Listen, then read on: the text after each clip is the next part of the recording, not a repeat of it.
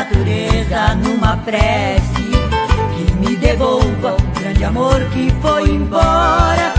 Eu vou pedir à natureza que não deixe que eu sofra tanto como estou sofrendo agora.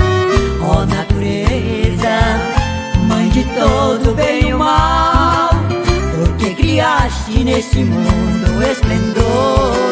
Faça que volte o amor que tanto quero. Minha alma exausta não resiste tanta dor.